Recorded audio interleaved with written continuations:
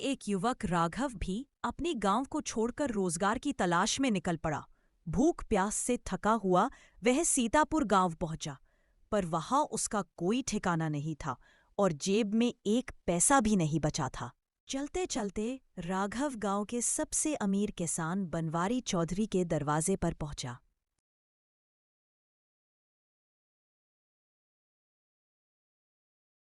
चौधरी जी, मेरा नाम राघव है।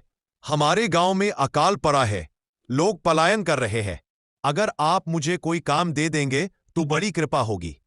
बनवारी चौधरी ने उसे ऊपर से नीचे तक देखा और बोले, काम तो है, लेकिन बहुत कठिन। लगता नहीं कि तुम निभा पाओगे।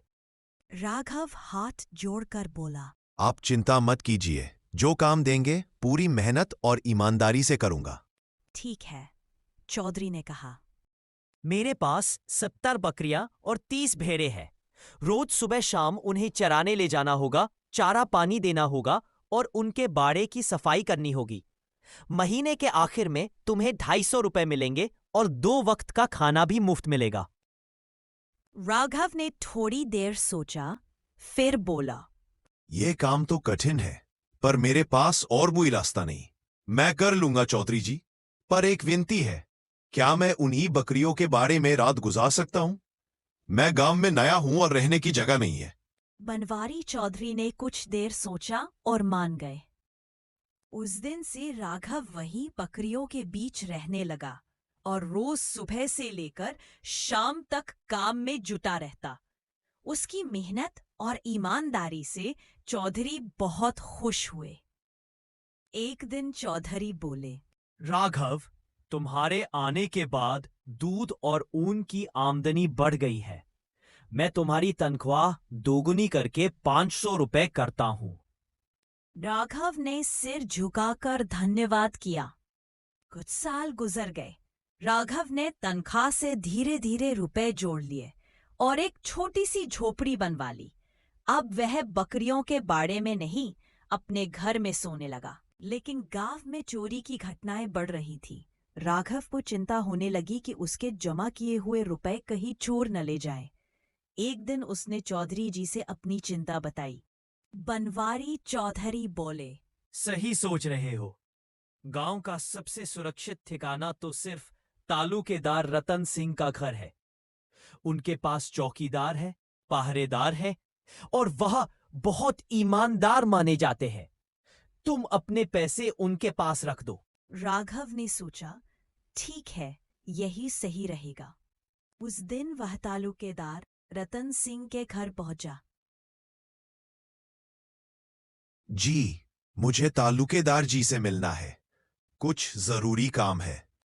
पहरेदार ने थोड़ी देर रोका, फिर अंदर जाने दिया। नमस्ते तालुकेदार जी, मैं राघव हूं। कुछ सालों से यहां काम कर रहा हूं और अब थोड़े पैसे जमा हुए हैं। गांव में चोरी की घटनाएं बढ़ गई है, इसलिए मैं चाहता हूं कि आप मेरे पैसे अपने पास सुरक्षित रख लें। तालुकेदार मुस्कुराए। कितने रुपए हैं तुम्हारे पास? जी, यही कोई 6200 रुपए। वाह, यह तो बड़ी रकम है। निश्चिंत रहो, तुम्हारे पैसे मेरे पास पूरी तरह सुरक्षित रहेंगे। राघव ने थैली सौंप दी और चैन की सांस ली। लेकिन 2 साल बाद जब उसने तालुकेदार से अपने पैसे मांगे तो उन्होंने पहचानने से ही इनकार कर दिया। भाई साहब, आप कौन है? कोई सबूत है आपके पास? बिना दस्तावेज के मैं किसी को पैसे नहीं लौटाता। राघव गिड़गिड़ाने लगा। तालुकेदार जी, बड़ी मेहनत से ये रुपए जोड़े थे, कृपया मेरे पैसे लौटा दीजिए। पर तालुकेदार ने अपने गुंडों से उसे खूब पिटवाया और अपमानित कर घर से निकाल दिया। बेचारा राघव घायल होकर घर आया और कई दिन तक बिस्तर पर पड़ा रहा। जब वह 2 दिन तक चौधरी के घर काम पर नहीं पहुंचा तो चौधरी खुद उससे मिलने आए। अरे राघव भाई, क्या हुआ? इतने दिन से काम पर नहीं आए। राघव ने रोते रोते सारी बात बताई। चौधरी ने माथा पकड़ा।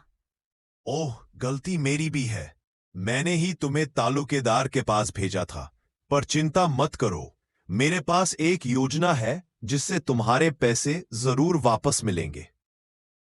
अगले दिन बनवारी चौधरी बहुत बड़ी रकम का सूटकेस लेकर तालुकेदार के पास पहुंचे। तालुकेदार जी, मैं व्यापार के सिलसिले में बाहर जा रहा हूं। ये 1 लाख रुपए हैं, कृपया इन्हें सुरक्षित रख लीजिए। तालुकेदार की आंखों में लालच चमक उठा। अरे चौधरी साहब, आप निश्चिंत रहिए। आपके पैसे मेरे पास लोहे की दीवारों से भी ज्यादा सुरक्षित रहेंगे। तभी अचानक राघव वहां आ गया। तालुकेदार हड़बड़ाए। अरे राघव, मैं तो मजाक कर रहा था उस दिन। ये लो तुम्हारे सारे पैसे, मुझसे गलती हो गई थी। और उन्होंने तुरंत 6,200 रुपए लौटा दिए। मुझे माफ कर दो। मेरे आदमियों ने तुम्हारे साथ बदसलूकी की। आज ही उन्हें नौकरी से निकालता हूं। राघव बिना कुछ बोले पैसे लेकर वहां से चला गया। बनवारी चौधरी हंसे। वाह तालुकेदार जी, आप तो बहुत ईमानदार निकले। अब तो मैं निश्चिंत होकर आपको अपने पैसे सौंप दूंगा।